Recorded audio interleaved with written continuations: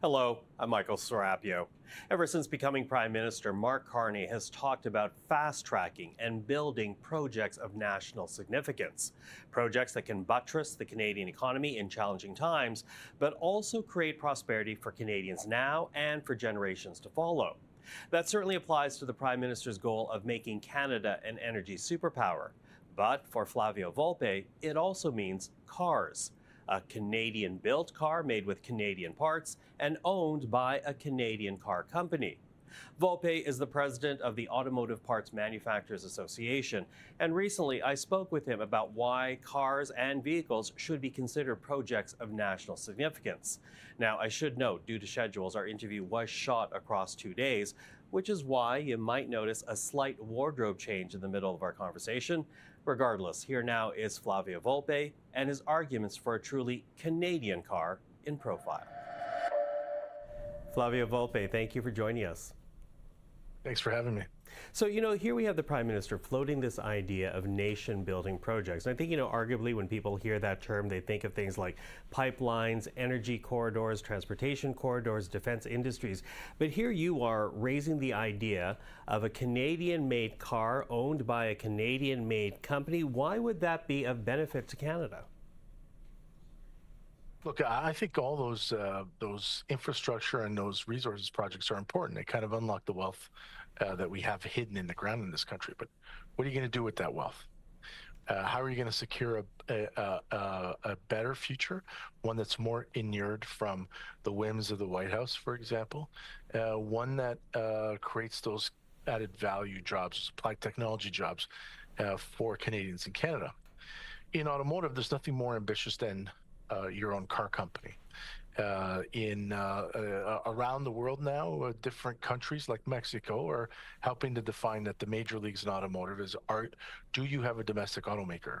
Claudia Sheinbaum, president of Mexico, said, as part of the insurance that I want to build for future shocks with the U.S., so we're going to launch a company called Yuliya, which is an indigenous Mexican car company that is aimed at all those Mexican buyers, a country with 3 times as many people as ours, but has a smaller car market, a purchasing market than we do because they don't have a lot of disposable income.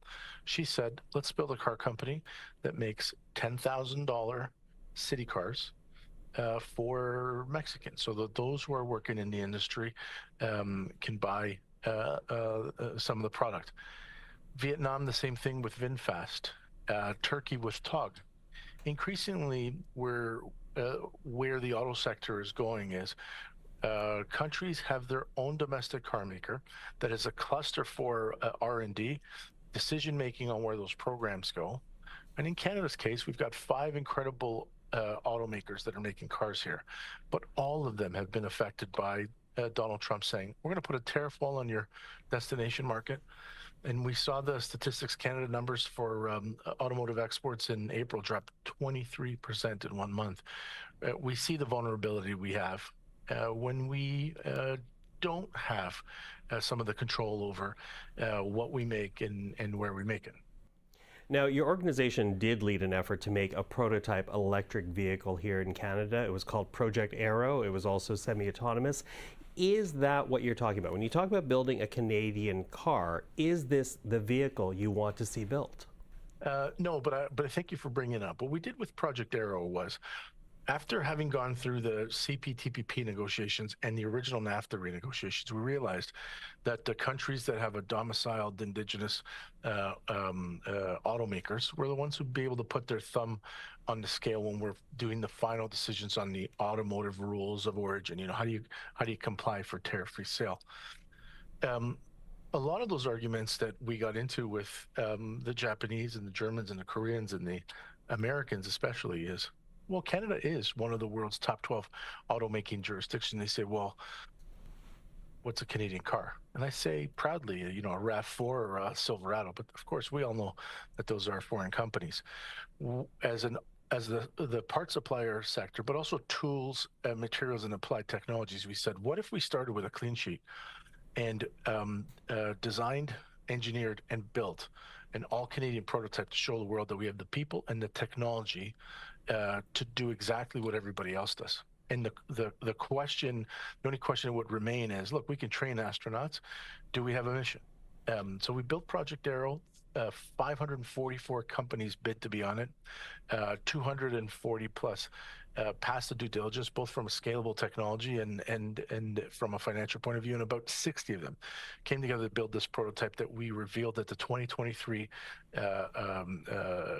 Consumer Electronics Show in Las Vegas, and has gone around the world to represent Canadian product.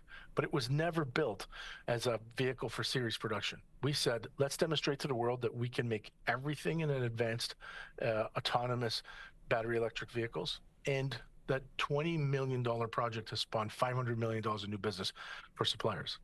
What we're talking about is the lessons that we learned from Project Arrow should be available to the country, should be available to help get us 2 steps ahead of the Mexicans or the Vietnamese or the or Turkey.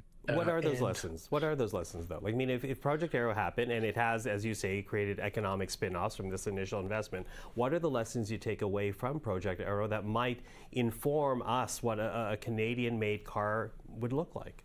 We showed the world that we can build an advanced vehicle. We don't have to compete with some of the lower cost jurisdictions to see who can build the best $10,000 car or $20,000 car. Can we build a car with the type of capabilities that modern consumers want? And we didn't build a marketing buck, a concept vehicle. This is a prototype. Does 180 kilometers per hour. It's 550 horsepower dual motor vehicle, because we wanted to prove that we can build it to motor vehicle safety specs. We also said, when I unveiled it to the Canadian audience for the first time at the 50th anniversary Canadian International Auto Show in Toronto in 2023, someone asked in the audience, 400 people, journalists from around the world, can I buy one? See, I could buy this one. It was $20 million. But 10 years from now, I think we'll have shown and proven to the next generation that Canada can do everything here, and if we figure out some of the manufacturing processes to cut what it costs to make a vehicle, at the 60th show, somebody's going to show Canadian products, and we've done 2/3 of the work here. Okay, so through Project Arrow, you demonstrate to this country, to the world, that Canada has the capability. But in terms of interest in actually creating a Canadian car, what is it? Like, I mean, I hear what you're saying, that people want to jump on to the Project Arrow prototype, but what about taking it to the next level? Because it will take a lot of money. Well, I'm glad you asked that, because I think if you're going to do it responsibly, you got to do it in a couple of stages. The first stages is to do a proper feasibility study of what can you do, how can you match that against market demand, is it a sustainable business model? Can we bring to bear some of the core competencies that Canada has that are advantages over others? Like, if it's electrified, can we bring to bear our critical minerals advantages? If it's autonomous and connected, can we bring in some of the world-class technology clusters that we have here? Can we use nanotech? Can we use AI, machine learning, and software to drive the design of the vehicle? You've got to do that first in a proper feasibility study. We are ready to take that on. We've brought in partners from across the sector and in other unrelated disciplines who can help articulate the business proposition. People in private equity, people in tax, but also AI.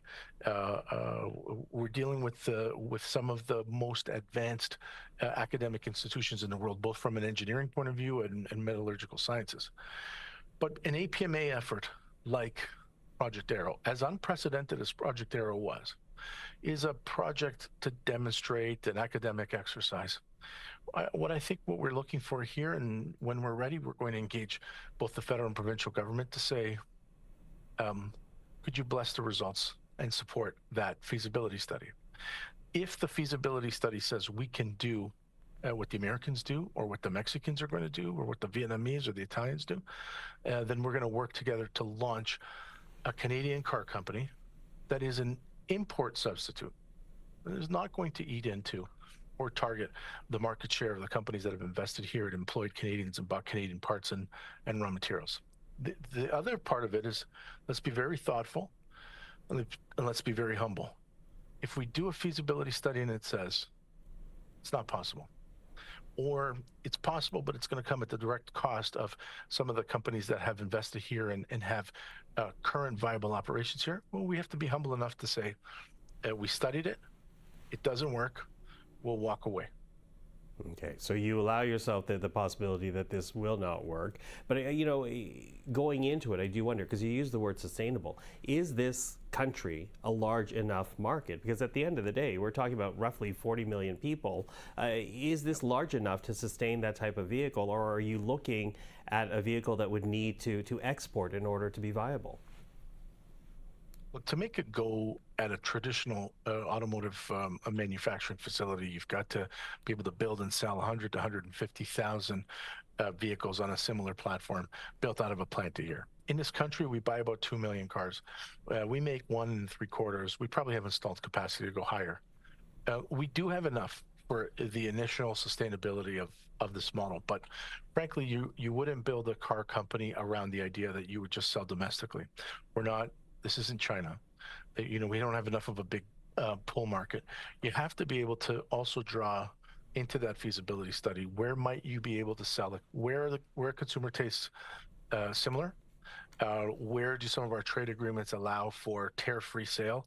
And can you absorb the logistics costs of export to that market, or can you charge enough of a premium because it's a quality product made in Canada, et cetera, to make that work? I don't know what the answer is, Michael, but what I've been saying to people is, if we say that it's impossible so we don't try, we're failing the next generation. We're failing the industry and the related ancillary industries that employ hundreds of thousands of Canadians if we don't learn from this very existential shock from Donald Trump. I do know that Donald Trump will be gone one day, but Trumpism won't. Protectionism in the U.S. Won't. If the Canadian government managed to do a deal with the Americans as contemplated in the next 30 days that gets us tariff-free access again, and we just go back to doing it the way we did, the trend will continue from when we made 3.1 million cars in this country at its peak in 1998 to about half that now. Are you afraid of becoming Australia? Because Australia's last vehicle rolled out in 2017 when it looked at market forces and basically decided it did not have a competitive advantage to continue a car industry in that country. There are definitely lessons from Australia that resonate in Canada. Not enough of a pull market, but Australia didn't have this great market next door. Also, those Australian brands were owned by American parent companies that didn't have as much of a, we've got American companies and Japanese and German companies here. But what the most important lesson learned from that is that once that advanced manufacturing industry cluster goes away, it doesn't come back. And this isn't just about bashing metal and melting plastics. The most advanced consumer products in the world are vehicles. It's the second biggest expense for human beings on this planet after shelter, but you can't take your home with you. It's the most expensive, advanced, sophisticated cluster of technologies that's portable. And when you have a healthy automotive industry, just like if you have a healthy steel industry or aluminum industry, you bring into bear a whole bunch of other corollary businesses, as well as an academic sector, as well as your capacity to generate the types of corporate taxes and benefits that help build societies. And so it is extremely important that we continue to build advanced mobility sector in this country like we have for 120 years, not just because we like cars. I mean, I love cars. But I love the society that cars have helped to build here, and the types of things that we take for granted in Canada that come from very healthy industries. And there's a reason that Donald Trump has targeted Canadian automotive as the first line of offense. It's because it's worth something. I appreciate it was 40 years ago, but Brooklyn Motors tried to make a go of it in the mid-70s. How do you prevent repeating the example of Brooklyn, which obviously does not exist today? Yeah. Look, Malcolm Bricklin was a visionary who, where he failed on Bricklin, succeeded in bringing Subaru into the U.S. and Yugo into the U.S. What they did was, in 1970s, mid 1970s, figured out that there was a niche play for a safety sports car. And if they got enough local support in Nova Scotia, they could build them and find a market for it. Where it failed was the play was too niche, but also they had to build their own supply chain and their own supply chain cluster, and they were making cars in such small volume, a couple of thousand a year. That's very difficult to have any leverage with suppliers to make more for less, invest in your technology. I think we should learn from that visionary, ultimately failed market experiment to say, you can't do a niche play. You can't, if you're going to do a Canadian car company, you're not going to do a sports car company. You're not going to do a luxury company. You have to go for volume. And you should absolutely locate these types of investments where the supply chains already exist so you can take advantage of them. Project Arrow was built by the Canadian supply chain. If we took a vehicle, if we launched a vehicle company and built it in southwestern Ontario, you'd have access to hundreds of world-class suppliers in 1,000 factories. Okay, Flavio, let me go back a bit because, as I said earlier, Project Arrow was an EV, semi-autonomous. But when you talk about a Canadian car, does it have to be an EV? Are you talking about an electric vehicle here? I think you have to go electric, and however you do that, however you electrify, plug-in hybrid or full battery, it plays to Canada's strengths, and I think that's an important place to go. The technology is evolving around the world, and electric vehicles platform a whole bunch of connectivity, autonomous, driver and passenger facing technologies that human machine interface needs to high voltage. Yes, Canada has lots of great strength in fossil fuels. There's demand for those products around the world. If we're going to carve out a space for ourselves that we own in automotive, we have to go to the most advanced technology, and that's high voltage, and that means you've got to have an electric vehicle. Yeah, so electric, some form of electric. But when you talk about EVs, it's hard not to bring up the example of the People's Republic of China, because here you have the PRC so far ahead in EV technology that this country, along with the United States, we apply a tariff of 100% in addition to like a 6.1% tariff for preferred countries. So that's effectively a 106% tariff against Chinese EVs. So is it smart to get into a sphere where a country like the PRC seems to clearly have, at this time, huge advantage? Yes, because if we're behind now, that technology is going to continue to evolve. The application of electrons to technology for human-machine interface is going to continue to evolve. We may be this far behind, but if we concede, they're going to keep going, just like the Europeans and the Japanese and the Koreans will. The Americans have abandoned, at least this administration in the interim, have abandoned electrification.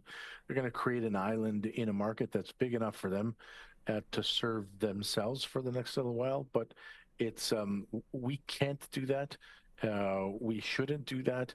And if we just stick to conventional vehicles, then we are muting a whole bunch of the incredible core competencies that Canada can bring to this competition. Why tie your legs together before you head into a marathon race? Mm-hmm. So you say tapping into core competencies, but how long do you think it would take to catch up and exceed the PRC when it comes to EV technology? I don't know, and that's a very good question. And part of the reason why we were very strongly behind the imposition of 100% tariff is to say we need to buy time. It's not a ban of Chinese goods. It's not a ban of Chinese cars. We think it bought 5 years. And so in that 5 years, can we get to the point where, we talk about being the #1 supply chain in the world for battery electric vehicles? Well, can we get to the point where we can tell companies, including ones that we might spawn, when they can get lithium and where and what the cost of it, and graphite and cobalt? Can we give companies who are in the business of AI and machine learning implementations into transportation a sense of when they can apply that in a volume vehicle business, and that entire smart ecosystem that is charging, connection, autonomous drive, all of the safety features that come with all of those things. Can we give them a time frame? Well, we've bought 5 years, I think, with these tariffs, as long as we stick to them. But 5 years is immediate in the automotive business. We've got to get on it right now. If we put these tariffs on, which means that Canadians, if they wanted those products, are going to have to pay more for them, because we thought it was more important to develop that capacity locally and then create jobs in that space. Well, we'd be letting everybody down, consumers and workers, if we chose a different path. Okay. Now, is there anything Canada can learn from the PRC example, though?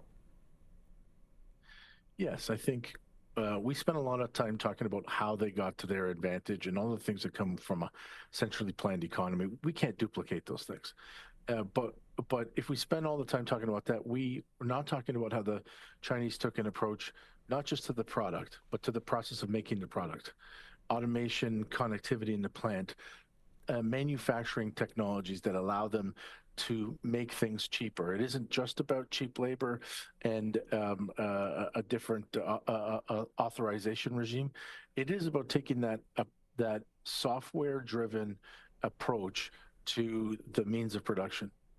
And then also, there are dozens of companies working in this space, and all of them are not going to make it. There's a half dozen that might make it. There might be 3 that make it. Those are centrally funded and centrally planned. Can we duplicate that in Canada? No, but we could do better on allowing for risk capital to flow here and taking a little bit of a Silicon Valley approach where failure is not a failure if you're learning from it. Failure is not a failure if you're going to the bleeding edge. And we don't do that here. We say that the value proposition, the business plan must be safe, and it must show guaranteed returns, and it's okay if they're a little bit lower. That's not how the Chinese work, and certainly that's not how the Americans work or the Japanese and the Germans. We've got to change the way that we go forward. Here you have an idea. You basically need seed money from some level of government to do this feasibility. You're a well-respected automotive industry leader in this country. You have access to the Prime Minister's office, to the office of the Premiers of Ontario and Quebec. Have you gotten any response for them, positive feedback? Yes, this is kind of an evolving conversation. Everybody's supportive at all levels. Where the conversation is at now is bring us a mature proposal. Certainly, industry is going to contribute to this. These feasibility studies are not inexpensive, but they're not anywhere close to the type of expense to launch a car company. For $5 to $20 million, depending on what you want to be able to do, you can do it. As an industry, we've raised a lot of that. What we really need is the blessing. What we really need to be able to do is, look, can I sell this to the federal government and to provincial government as a good idea? And if the answer is yes, and they say, we like it as a national ambition, we support the feasibility study, we're going to put the resources and the posture of the Canadian government and the provincial governments in Ontario and Quebec behind it, then we can aggregate the best of Canadian ideas, intelligence, patience, dreams. We really want the government as a partner. We don't want to build government motors. This isn't China. We don't need a state-owned enterprise. But there are things that a government can do to help focus the idea. And, ultimately there will be a role for the public sector, but it might be in constructing a tax regime that de-risks capital, that makes it attractive for big players, pension funds or private equity funds, to get involved in this. It might be that there are procurement ideas. All that needs to be studied well. There are a lot of people in government who are very friendly to the automotive sector and to advanced manufacturing. What they expect from us is to come with a mature proposal, a list of interested parties who are putting their money where their mouth is and their political equity at play, and see if we can't do it all together. What we're offering, what I'm suggesting is we'll lead it. We've got a lot of capital in this country, and I think that we can bring together a thoughtful group. If you don't like the idea, criticize me. Criticize us for bringing it forward. This isn't, we aren't relying on the government to come up with new ideas for us. We're inspired by the call for a national ambition. I want to do better for the people who come after us. The generation we're trying to inspire to be car guys and girls, let's give them a reason to care about it. Mm-hmm. A reason to care about it, and maybe that's a good way to end this conversation, Flavio. You know, we've been going on exploring this idea, but very quickly, if you were to summarize to any government official or to a Canadian who's listening to this conversation, what is the benefit to this country of a Canadian-made car made by a Canadian-owned company? Look, we all dreamed a little when RIM and BlackBerry redefined the phone business. Nortel redefined the enterprise business. We led the world in technology application, and then we had a global headquarters that was a kind of a beehive for all kinds of scientific exploration, business creativity. There was hope in it. We need that hope. We do very well as a country. We're a G7 country. We're very wealthy. But sometimes we get satisfied in just doing well enough. A major success in the automotive sector will bring us just as much pride as a major success in other industrial sectors in this country and other regions in this country. We have to give Canadians, younger Canadians, a reason to dream and to believe. We did that a little bit with Project Arrow. Let's prove that we will invest the wealth that we've built, invest the credit that we've built in their future, not just our present. Our thanks to Flavio Volpe, the president of the Automotive Parts Manufacturers Association, as he made the argument for the development of a truly Canadian car. I'm Michael Serapio. For everyone here at CPAC, thank you for watching. We'll see you on the next profile.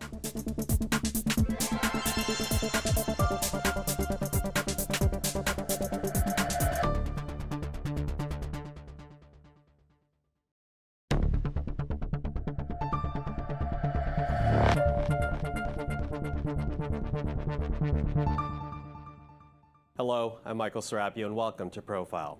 The concept of economic growth can seem distant to many, and while the term does typically apply to business expansion, there is a direct tie to employment, to salaries, and through taxation, the quality of Canada's social programs.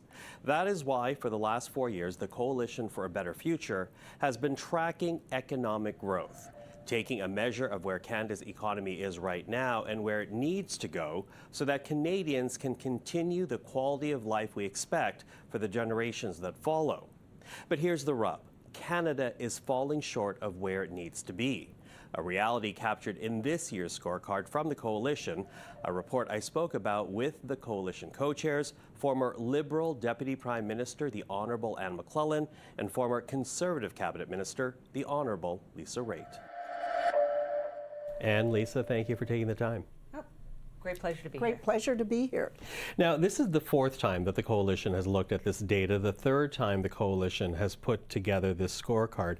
And this is about essentially strengthening Canada's economic foundations because, and I'm quoting from the report here, you both believe that economic growth is necessary if we are to have the Canada that Canadians want, which, you know, is a conclusion I think most people can get behind. But I think it's probably worthwhile to elaborate on that statement just so that people can really understand what is at stake here. Why is economic growth so necessary, Anne? Well, economic growth is the precondition for all the things that I think sometimes we take for granted, Michael, but you are not going to have a strong public health care system, strong public education system, the kind of infrastructure we need to be able to trade both within the country and with the rest of the world. Economic growth is what provides governments with the revenues through taxes that permit them to provide various kinds of goods and services. Economic growth provides each one of us individually with the means to take a paycheck home every month. So that's why economic growth is important, both to us as individuals and to us as a nation. Lisa, what would you add to that? I would add that economic growth in the private sector adds to philanthropy. It adds to structures being built that the government doesn't need to step in and build anymore, because people are doing well and they want to give back to their country in that way. So without having an economic growth that has a positive line going into the future, it is really scary. And just one other statistic, I don't even know if it's a statistic, and it's a fact. Old age security in this country is paid out of annual tax revenues. It's not like it's a bunch of money socked away that you're taking the interest from investments to pay our pensioners. That's not the way it works. Whatever you collect, you have to pay out in the old age security plan. And if we get to a point where the taxes coming in do not support that demographic of people who are living longer, people who are that bubble of boomers and Gen Xers coming through, then we're in real problem as a country, because we have to start making choices about what are we going to cut that could be really problematic for us. So economic growth solves it all. Yeah, it solves it all. Yet Canada does currently have a challenge when it comes to economic growth, securing that economic growth for the future, so much so that this year's scorecard is entitled Off Target, and you also begin your comments by noting the fact that Canada has recorded its second consecutive year of declining per capita income. Lisa, why is that so troubling? Well, it's really troubling. And I want to point out, we actually, Ann and I start seeing the data in December. We know pretty much what it looks like in January. We also knew that there was a federal election. So we made the conscious choice not to put this out in the middle of the election. And I'm glad that we did it that way, because the election ended up taking on its own life of talking about economic issues. And that was, I thought, the first time in a long time that we saw that happening. And I was really pleased about that. I think that made a lot of sense for us to now be able to come out and talk about the importance of the work that we've done in the scorecard. And it crystallizes it. Michael, everything we have been talking about for 4 years, to Lisa's point, I think showed up in the last federal election in terms of productivity, diversification of markets, especially interprovincial trade barriers, right? Dealing with this long-standing problem that leaves billions of dollars of value on the table every year. The resource sector, which is, well, certainly oil and gas, our single biggest exports. Indigenous equity. Absolutely. All these subjects were front and center in this election. And obviously, we're way too humble to take a lot of credit for that.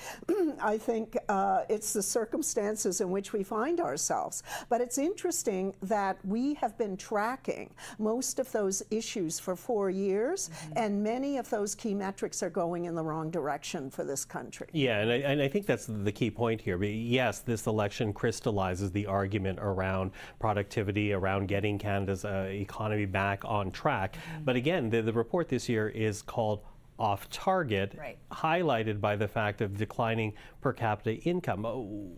Explain to Canadians why that needs to be of concern to them. Yeah, so when you do the calculation of GDP per capita, it gives you a really good idea of how, as a country, your purchasing power is. How do you feel as a Canadian in terms of the things that you're able to buy?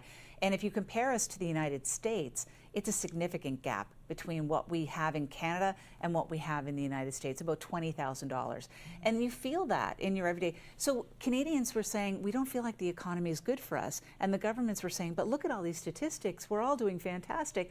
But the reality is they didn't feel that way. And the metrics that we measure actually go to the heart of the problem, which is, no, they don't feel that they can purchase these kinds of things. They're not keeping up with wages. Things are not progressing in the way that they should be. Yet, as you saw, with inflation, prices skyrocketed at the same time. Yeah, which made the challenge even and worse. But you know, your report points to several reasons why as to where we got here, and obviously it's multifaceted, the report. We can't go through everything, but I do want to begin with one reason behind the challenge, and that is government regulations. So a big one to tackle first, how have government regulations and impeded economic growth in this country? It's okay, we got time. We have 3 layers of government, right? Municipal, provincial, territorial, federal, right? And by the time you end up with a project with all 3 levels of government, usually layering on some kind of regulatory conditions, the burden can be pretty heavy. And we've been talking about regulatory reform in this country for years. And in fact, the last couple of budgets that were delivered by the former finance minister actually created a fund and an initiative to review and try and streamline, at least at the federal level, a fair number of the existing regulations. But that work didn't get done. So now we're still in a situation where government, quite rightly, is talking about regulatory reform. What are the regs we need? What are the ones we can strip out? What are the ones we could leave to another order of government? For example, a province. Or what are the regs that a province might be able to leave to a municipality, as opposed to duplicating and having people go through 2 or 3 processes as opposed to 1. And certainly Prime Minister Carney has talked about that, 1 project, 1 review. Well, let's see if it happens, right? We have had some examples in British Columbia, for instance, but let's see if we get to that point where those proposing a project and the investors supporting that project can see that there's an end in sight. Because right now, depending on the nature of the project, it's hard to see where the end might be as you work your way through all the layers of different regulations that different governments have. So without regulatory reform, I think it is one of the significant barriers to enhanced productivity and therefore enhanced per capita GDP. And economic growth, as you say. But, you know, it's not just government regulations, though, as I said. Another challenge, and this is longstanding in this country, has to do with private industry. The fact that private industry is not investing enough back into this country, whether that's through research and development, whether that's through expanding manufacturing, or even investing in employees. And this, Lisa, is despite the fact that this country does have a track record of trying to incentivize this type of private investment. Why have those initiatives failed? What can be done better there? We can do a lot of stuff better. It does go back to regulation. So when a business is making an investment decision, they do take a look at a couple of things. How much is the cost of capital? You know, how much is it going to cost them to do it? What is going to be the benefit to the company going forward? Of course, are they going to make money? And how long will it take for us to be able to implement these kinds of things? And the regulatory side isn't just about permitting and approval, it's about the red tape. It's about a wonky tax system that penalizes you in ways with paperwork that make you give up, for example, when you're trying to employ some people. Anne told the story earlier about having so many forms you have to fill out. The employer just says, I can't deal with it anymore. It's not worth it. It's not worth hiring that person because the government is imposing so much work upon me to get it done. Those things are things that cause businesses to say, oh, it's so hard to invest in Canada. Let's put the money in the United States. Let's go to Kansas. It's going to be easier there. And that is something we have to take very seriously. Part of the psyche of Canadians is that we're fantastic, and we are. We should be very proud of our country, but don't assume we also need to be competitive. And the way to be competitive is to make sure you measure yourself against what others are doing and not just assume that, of course, they're going to come to us. We're the best. We got to work hard. Well, so much so, you also make this argument that Canada needs to adopt this investment first mindset, which, you know, I think you might get some pushback on that from the Canadian public because they hear investment first and they think, wait a second, you're putting business ahead of people. What do you say to that, Anne? Well, I think we need to understand when we talk about investment first, that investment comes from both the private sector and orders of government, right? If you're talking about the degree of investment we need to transform the Canadian economy, and that's what Mr. Carney's talking about, that investment will require both private sector and primarily private sector investment, but also government investment in whatever form that might take. And people, I do think it's important for Canadians to understand the connection between that investment and their quality of life. Because if you don't make those investments and you're not improving your roads, you're not improving your rail system, you're not improving your airports, you're not building projects that employ people, without that investment, that's what drives economic growth. That's what employs people. So I think we all need to do a better job of helping Canadians understand that when we talk about investment first, we're talking about investing in the things that ensure they have high-paying jobs, that they have the means in whatever business they're in to get their product to market in an efficient and safe way. Without those investments, we simply fall further and further behind. And to Lisa's point, people will take their money elsewhere. Mm-hmm. And you also make the point, though, that when you have this investment first mindset, you do have inclusivity in mind, Lisa. Can you talk to us about what you mean by that inclusivity being necessary for all of this country to succeed? You can't have a situation where only a certain part of the economy is benefiting from economic growth. And we've seen that happen in the past. And I'm not talking about traditional DEI. Carolyn Wilkins actually gave our initial, I guess it was a speech when she kicked us off 4 or 5 years ago, 4 years ago. And she talked about inclusivity from the point of view of, don't forget about young men. Don't forget about the oil worker who may be going through the transition into a different kind of climate technology in the oil sands, for example.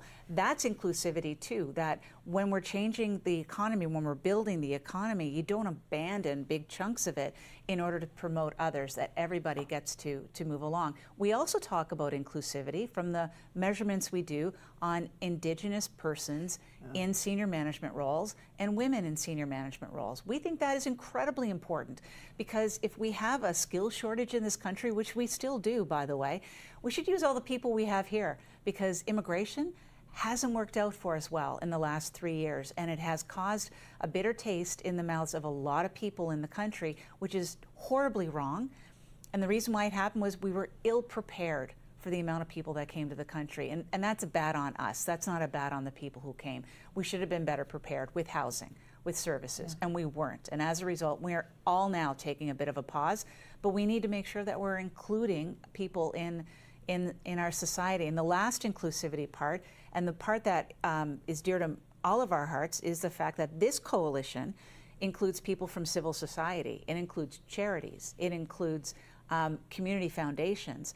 And those are the folks that are doing the work to bring in the people who aren't as able as others to have meaningful employment in our system as well. And underlining the fact that the coalition is this amalgam of both private sector, for-profit, not-for-profit, that they're talking about the need for economic growth in this country. Although, you know, you I guess leaning more on the traditional inclusion side, I do wonder just how well prepared this country's able to do that. Because if you look at women, for example, women in senior roles, we saw some progress. We now seem to be looking at numbers going back.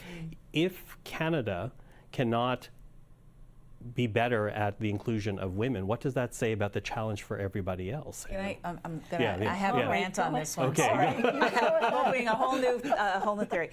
I think what will be borne out is when we take a look at why are we not doing as well in the C-suite as women are, I think caregiving has a big impact on what's happening with women right now. And you know, I have a husband with Alzheimer's, so I know this space really well. I cannot tell you, I got an email this morning from a woman who I work with at the bank who has said, my mom has Alzheimer's, I've decided to take her early retirement to look after her. She's in prime condition. This is where she should be entering into a more senior role. But she's taken the, I think, very personal and extremely, wow, good for her for doing that kind of sacrifice, quite frankly. But the reality is that I think that's what's happening. So what's the solve on that? let's recognize all of that informal caregiving that we're giving and give women support. And it is all women. I'm really sorry. It is women that are caring. After you finish raising your kids, now you're going to have to be dealing with parents in dementia, because dementia isn't going away. And that we again look to women to put the burden on it. So yeah, we took care of the caregiving part of children, you know, the child tax benefit, we've got the daycare stuff going. But if you're over 50 and you're looking after your parents who have dementia, there's nothing for you, literally nothing for you. And they self-choose to come out. So thank you for letting me have my rant on that. That's okay. But I will say this. Last week I was in San Diego speaking at a conference that involved Mexico, the United States, and Canada. And the panel on which I was speaking was about the role of women, particularly in public life in those three countries. But Mexico and the United States actually look at Canada as a bit of a model. And they would, but to your point, it's around $10 daycare. It's around the child tax benefit. It's around maternity leave and paternity leave. Those kinds, you know, a full year of that kind of leave, which those two countries look at very enviously in terms of empowering women to enter the workforce. But to Lisa's point, now we're getting hit at the other end, can't keep right? Because there are now other our aged parents and grandparents require care. So we do need to make sure that we're taking a holistic approach to what the challenges are for women in the workforce. Because women out of the workforce takes away the economic opportunity of that for the whole country. It's a I don't know, it's like $58 billion by 2030 is a statistic that I saw. And it's significant. It's significant, and we should be mindful of it, I think, at the end of the day. So we think we solve all the problems, Michael. We don't solve all the problems. It does pop up elsewhere, but at least we're great at attracting. We're horrible at retaining. Yeah. Well, let's also talk about, you talk about retaining, and you also talk about an untapped resource in terms of, if we can't rely on immigration wholly right now, we need to find the resources elsewhere. But so much of this conversation, when we talk about economic growth in this country, seem to be very urban-centric. When we talk about rural Canada, and I'm wondering about what's the untapped resource there that this country is not seeing or investing in? That untapped capacity is huge. And one of the things that we're most proud of at the Coalition is that we have carved out a space for rural and small town Canada.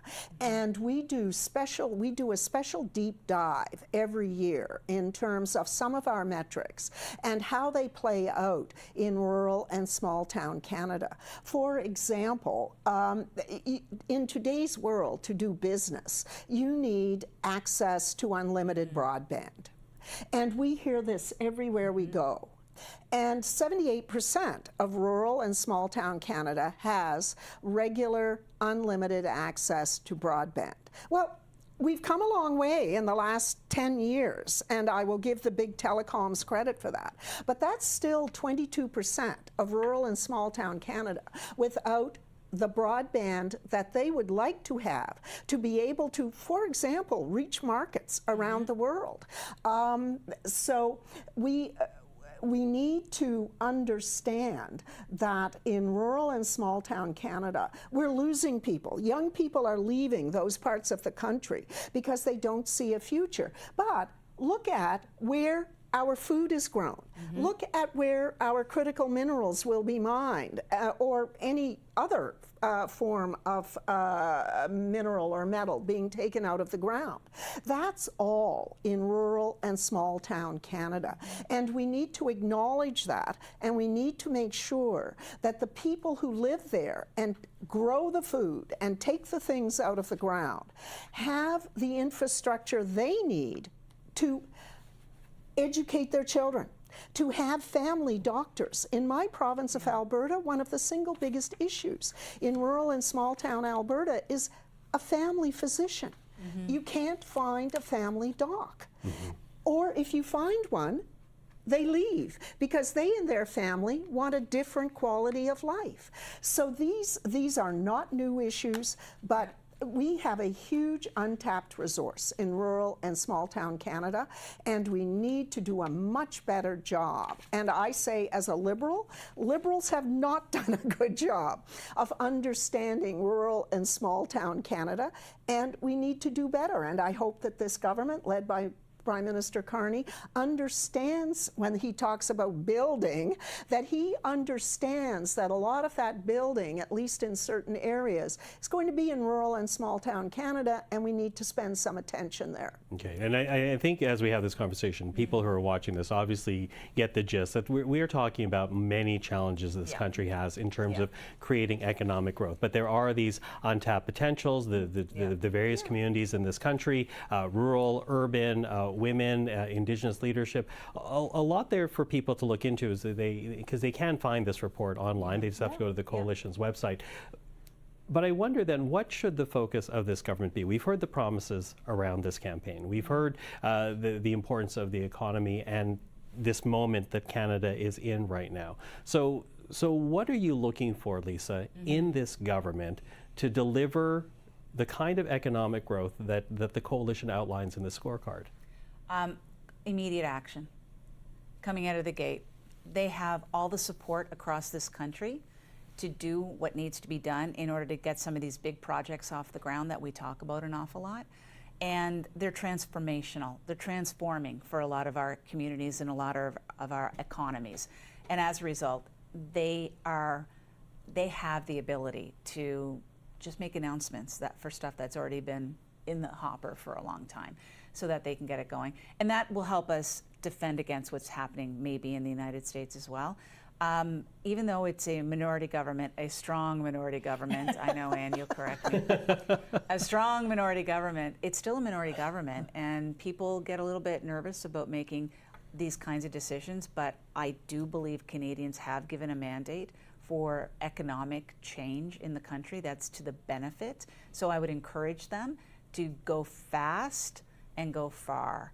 But to go fast and go far, you got to go together.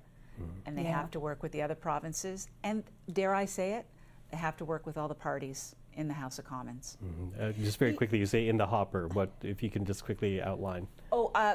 Pathways Alliance. I mean, there's a project Carbon that's capture. been Carbon on capture. the books for a long, long time, and it's just a decision in Ottawa that needs to be made in order to determine what level of investment Canadians are going to be making in this carbon capture project. And there's a great example of innovation. What is going to drive these projects of whatever kind is innovation. And one of the things that Prime Minister Carney has done is created a ministry of AI and innovation. Now, some of the focus of that portfolio is going to be transforming government and how government delivers services. But well beyond that, I'm hoping that that ministry continues to push the importance of technology and the importance of AI or other forms of tech as far as that goes. But the focus on AI, and Prime Minister Carney made AI a focus of many of his remarks throughout both the leadership campaign and the election campaign. And AI is a great example of what is going to drive productivity and what is going to make sure that projects are as efficient and as effective as they can be. So that I think when one talks about what government needs to do, there's a great example of where government, working with the private sector, can figure out how do we make things more efficient? How can we make our workers more productive? How do we use these tools that we are developing here at home or around the world to actually deliver that economic growth? Yep. Well, and as we said, economic growth is important for every Canadian. A great discussion, just to start, but I always appreciate the time. And Lisa, thank you for this. Thank you, Michael. Happy to be here.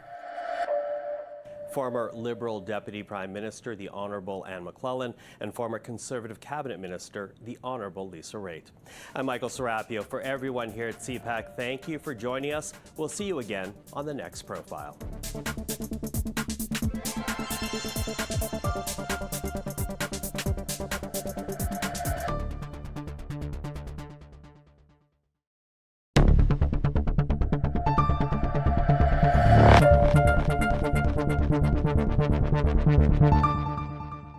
Hello, everyone. I'm Michael Serapio. The widening gap between the United States and Ukraine became more evident this week. Late Tuesday, the U.S. president shocking the world by blaming his Ukrainian counterpart for starting the war with Russia. To be clear, it was Russia that broke international law by launching a full-scale invasion of a sovereign neighbor. That was back in February of 2022, and with it, unleashing the largest conflict in Europe since the Second World War. Still, that fact did not stop Donald Trump Wednesday, who doubled down on his rhetoric, turning to social media and saying the following about Volodymyr Zelensky. Quote, "He refuses to have elections. He's very low in Ukrainian polls, and the only thing he was good at was playing Biden like a fiddle. A dictator without elections, Zelensky better move fast or he is not going to have a country left." In the meantime, we are successfully negotiating an end to the war with Russia, something all admit only Trump and the Trump administration can do. "I love Ukraine," says Donald Trump, but Zelensky has done a terrible job. His country is shattered and millions have unnecessarily died. And so it continues. Again, that quote from the U.S. president. And the United States is negotiating with Russia, with their respective officials meeting in Saudi Arabia this past week and agreeing to appoint teams to negotiate a settlement to the war. But notably absent at those talks, any representative of Ukraine or a representative from the European Union. Zelensky has said Kyiv would not accept any deal negotiated behind Ukraine's back. And upon hearing Trump blame Ukraine for the war and attacking him personally, Volodymyr Zelensky said the words originate from a Russian disinformation campaign and, quote, "Unfortunately, Trump is living in this disinformation space." So what impact does all this have on the war and on Ukraine? Well, recently I did sit down with the Ukrainian ambassador to Canada, Yuliya Kovaliv, and here now is our conversation in Profile. So as you and I sit down for this conversation, the talks in Riyadh have wrapped up, and at the table were representatives of the United States, of Russia, not Ukraine, not any other European country. How does Kyiv view these talks in Riyadh? I think, Ukraine is very clear from the very beginning that, first of all, we as Ukrainians want to have peace as nobody else. That is up to Russia to end the war by, taking their troops out of Ukraine's sovereign territory. But also, if we look on the peace in Ukraine, the key component of this peace is this peace to make just and lasting. And that's why the conversations needs to include Ukraine, but not only Ukraine, because what Russia launched back almost 3 years ago, the full-scale invasion into the sovereign, independent, democratic country, is also the huge threat and the biggest conventional war in the European continent since the Second World War. So today, Ukrainian men and women in the uniform are protecting eastern flank of Europe and the whole Europe. So it's also a part of the European security, and we believe that Europe needs to be also a part of the negotiations. So Ukraine needs to be at the table, Europe needs to be at the table, as you say, although when we hear U.S. state officials describe this meeting, they see it almost as a test, if you will, to see if there is the potential for more meaningful negotiations between the U.S. and Russia on several matters, including Ukraine. Is that a hopeful or a concerning statement to hear? Look, we see the reality on the ground, and we see what Putin is doing.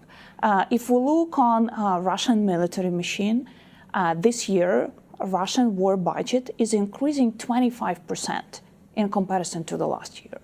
Russia continues to conscript new soldiers, and this year they will increase their army for additional 150,000 of troops.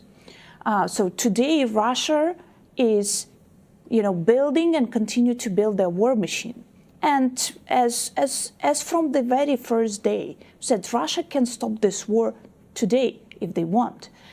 But from what we are seeing, Russia continues not only to build their military capability, not only to increase their army, but they are continuing with the attacks on Ukraine.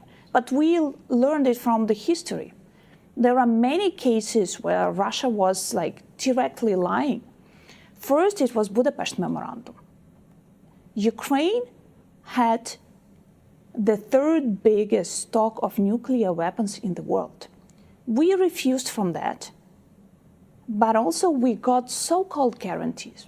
They've just left on the paper because Russia was one of the guarantors for territorial integrity, for sovereignty of Ukraine, which remained a piece of paper. Then we had Minsk I, then we had Minsk II. We had already in our history different types of negotiations on the high level, Normandy format. Actually, Russia breached everything from that time.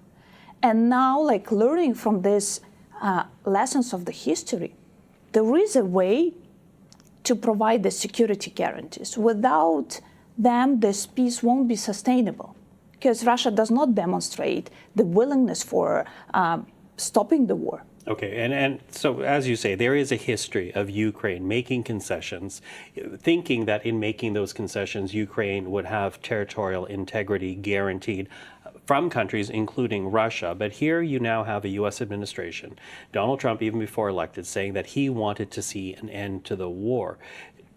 Are you afraid that whole history is lost on the U.S. president? I think, U.S., as President Trump said, and there was a meeting between President Zelensky and Vice President Vance in Ukraine. There will be the visit in the coming days, actually this week, of the special envoy, General Kellogg, to Kyiv. We share, the idea and the desire for peace and just and lasting peace. But that is the way and how to achieve this peace and how to achieve the way that this peace will be sustainable. And there are actually quite a straightforward way. It's actually Ukraine becoming a NATO member. This is what Ukraine was desiring for many years, but what changed since the start of the full-scale invasion is actually that today, first, Ukraine has one of the strongest army in the European continent, one of the biggest army, which has, the capacity to be cooperative with all the other NATO forces because we are using NATO standard weapons. Many of thousands of our troops have been trained in NATO standards. Actually, in Canada, highly contributed to that. And this is not only the kind of an easiest way to ensure this just and lasting peace. But, pragmatically saying, it is the cheapest way to do it. Because what is the other alternative? The other alternative is to build in Ukraine the deterrence capabilities, which is strong army, which is presence of European, and US, and other allied troops in Ukraine to guarantee the security, building robust defense sector. And this could be also an option, but definitely it will require more resources in comparison to just, inviting Ukraine to become a NATO member. So I hear the argument you're making that the fastest way to make sure this doesn't happen again is to bring Ukraine into NATO. However, we know that from the Russian president, he says that any end of violence between the two countries must be accompanied by a guarantee that Ukraine is never allowed into NATO. And we have heard U.S. officials essentially say that NATO membership needs to be taken off the table in order for these talks to move forward. So what's your response to that? I think the first question we need to ask all of ourselves, why Putin has his voice here?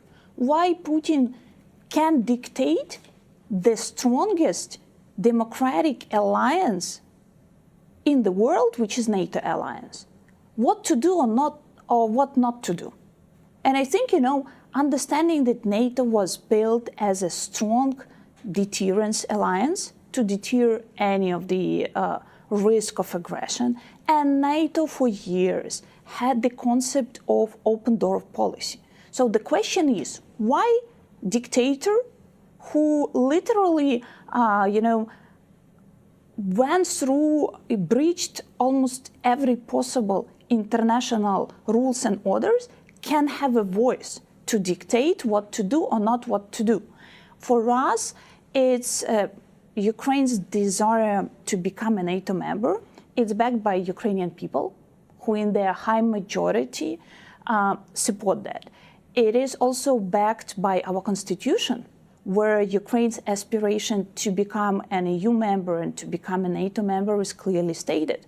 And it's also, once again, pragmatically saying, and what President Zelensky said over this weekend in his speech in the Munich Security Conference, that it's a right time to start thinking about the joint European forces, where Ukraine could be a significant contributor to the strengthening of security in Europe. Which is an idea being floated around. But when you ask the question, how is a Russian dictator allowed to have so much say at the table? It is because the United States is trying to pursue a normalization of relationships with Moscow. So does Ukraine feel abandoned right now as the United States looks at a bigger picture, Ukraine just being a part of it? Look, Ukraine is fighting the war. Ukraine is protecting, I think, all of us in terms of protecting democracy. I think what Ukraine shares the view with the United States that, peace through strength is the way how to achieve it. Because you can't, talk with the dictators and make, like concessions at the beginning with this negotiation. And of course, the President Zelensky made a very clear position that any of the talks behind Ukraine back is acceptable for Ukraine. And that's very clear for us. And I think we is feel not acceptable for is Ukraine. not acceptable for us, of course. I do also have to ask, because another condition for ending the war for Russia, and this is from the Russian president, he says in order for the war to end, Ukraine must recognize Russian-occupied territories in your country. Is Ukraine willing to accept that as a condition to end the war? How you can imagine it? He brought tanks. First, back in 2014, they brought so-called green men. They occupied Crimea. They occupied part of Donetsk and Luhansk region. Now with Russian tanks, missiles, and troops, not only Russian troops, but also North Korean troops, and with the Iranian drones, they occupied part of Ukrainian territory. Of course, if you look on the bigger picture, strategically Putin lost this war. And we need also to be very clear on that, because we all remember back 3 years ago, what were the expectations of many of our partners and allies? That Kyiv will fall down in days, in weeks, and there could be, the reality of Russian troops marching over the parade around March. It never happened. Yes, we sacrificed a lot with the people, was the lives lost, was the huge damages and the huge loss to the country, but we are sovereign, independent, and democratic country. If you ask the question about the territories, how can we live in the world where the borders can be redrawn by a dictator with the military power? In what world then we will end up living? And what will be the lesson learned from other dictators? Do we want to turn this world into the military chaos? And do we want to turn the governments of our countries only focusing on the military spendings, on the defense, because this is the only way to protect the countries? Probably the very obvious question is no. The other thing that we all need to understand, there are the people living there. There are millions of people living in the occupied territories. And it's not only the piece of land, it's our citizens. Many of them have been tortured, have been deported. More than 19,000 of Ukrainian children have been forcefully deported to Russia. They have been put into the so-called Russian families, to orphanages. We see what Russia has been doing in occupied Crimea with our indigenous people, Crimean Tatars. They are oppressed, they are imprisoned. Some of them including the young children like age of 16, 17, they are forcefully being sent to the military camps to be trained and then in the future to be sent to the front lines to fight against their, brothers, sisters, the same Ukrainians. So how we can, forgive or say like, look, people there, we won't fight for you. How then these people will survive this horror, what is happening on this occupied territories? So what's your reaction then when you hear last week the new U.S. Defense Secretary Pete Hegseth say that Ukraine cannot hope to restore sovereignty over its whole territory? It seems that going into this, the United States is looking at surrender of territory as a foregone conclusion. Look, there are different ways how we can regain these territories. One way is by military, another way is diplomatically, but Ukraine will never recognize, that this is not our territories. Even if the United States says your country cannot hope to restore sovereignty over all the territory. How we can recognize it?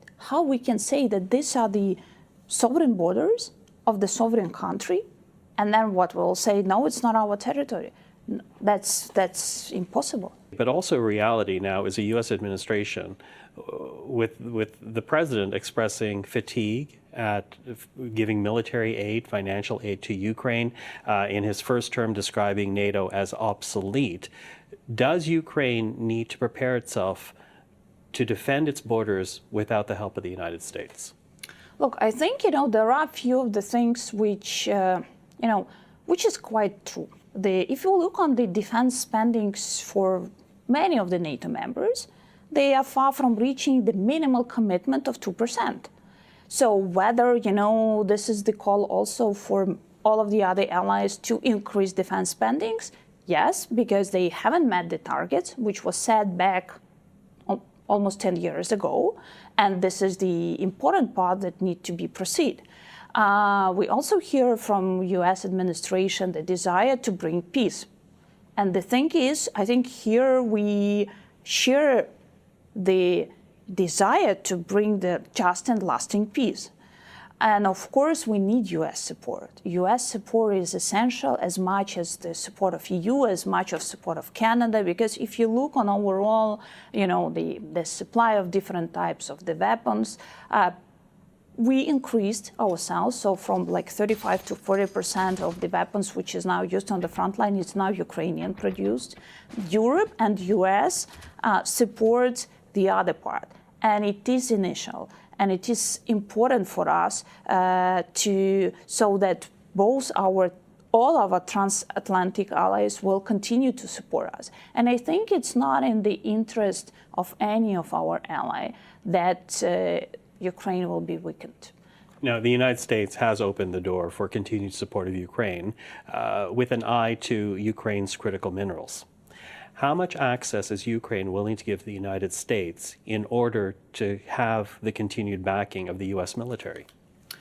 And you know that Ukraine is a country which is rich on critical minerals, and today, as the world is looking on the reliable source of different types of the critical minerals, of course, Ukraine is open for the investors to help us to develop these critical minerals, and U.S. investors in particular? And U.S. investors definitely as well. We are welcoming to participate in the development of the critical minerals, because it's also a part of the economic strengths, and it's also a part of the Ukraine's rebuilding, because the investments that can come into the critical mineral sector, that will be a significant support for our economy, which will create the jobs in the country. So it's also like a win-win strategy. And of course, we are open to that option. And as we are speaking, the teams are working on this partnership in the critical minerals sector. What does Ukraine need out of those talks on critical minerals with the United States in order to move forward? Is it simply a military guarantee, or are you looking for something else from the United States? I think it's a part of the bigger kind of a discussion in terms of the security guarantees as well, because security guarantees for us, it's not only like troops on the ground, it's not only the supporting of Ukraine troops, because we still have one of the biggest army today, and it will continue to stay big, because the reality is that Russia is our neighbor, and we need to be strong, and we need to have this deterrence. The second pillar is a strong defense sector, where we continue to build a lot of joint ventures and cooperation between our NATO member countries and their industries, and we are very successful on this. I think we are today, I won't be probably too modest to say, but we are #1 drone producer in the world, and we are one of the leaders on the edge of the new technologies, which are in the military sector, including with all of UAVs production. But also the third pillar is economic strength, because if you look on the cost of the overall damages on Ukraine's economy, infrastructure, which Russia has brought to us, we are talking about over $400 billion of the losses. And I think as we are speaking and the attacks continues, these figures are only growing. So definitely we need the investors to come. We need not only the governments from our partners to help us, but also there will be a significant role of the private sector to step in and to invest in Ukraine and to make this a win-win project. And the critical minerals, with the U.S. companies participating in that, this is one of the pillars of the broader concept of the security, where economic security is a big part of it. Canada, of course, has been a very strong supporter of Ukrainian efforts ever since the invasion, again, nearly 3 years ago today. We are going to have a different prime minister in a few weeks' time, and we may soon have an election there afterwards. What does Ukraine need from Canada, regardless of whoever succeeds Justin Trudeau as prime minister? We definitely count that the support to Ukraine will continue from Canada. So whether it's in the first, the first and the at most is the continue the military support to Ukraine, because Canada played a significant role for training our soldiers, for training Ukrainian pilots, for supplying Ukraine with the NASAM system, air defense system, supplying Ukraine with the top-notch products of Canadian defense industry. And I've just 3 weeks ago was visiting many of the defense facilities in Canada who are producing armored vehicles, different types to Ukraine and the other types of the armor. And I saw how it's making this impact, including on Canadian companies. First, it's created jobs for them. And I was meeting with a lot of the people who have been working there, and I'm really very grateful because all of them, they shared with me they work for the big purpose. So they are proud that they are part of this project, and they can, in this way, provide their support to Ukraine. Another important thing is that it also is leading to innovations, and it's also leading to the more of development of this industry here, because it's not only that they supply something to Ukraine, it's often the two-channel, because we are providing the feedback. They are improving their products, their technologies. And last year, so you're making the argument that in supporting Ukraine, Canada has benefited as well. Of course we see it, because now many of the companies are interested to do the joint ventures with Ukrainian companies, because they, especially when we are looking on the spheres which are very technological. Like, as I mentioned to you, UAV, electronic warfare, where, for example, we are today using AI on the battlefield. There is no better place where you can test your technologies, where you can upgrade them, where you can test them in a real battlefield.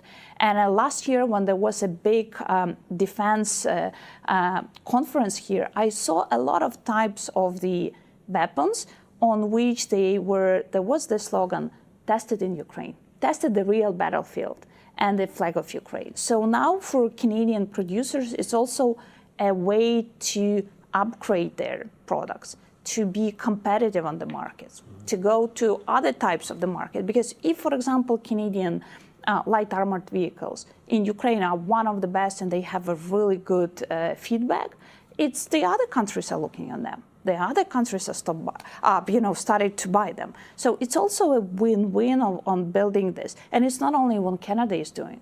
All of Germany, Denmark, UK, many other countries are already establishing their JVs in Ukraine and understanding that this is the way how they can boost their production, boost their product, and become more competitive.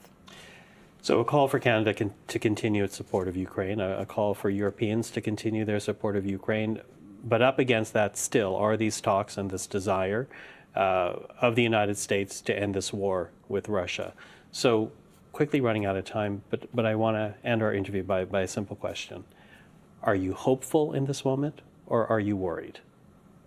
We Ukrainians, we're always very realistic on what is happening. You need to understand, we are constantly living 3 years in a wartime.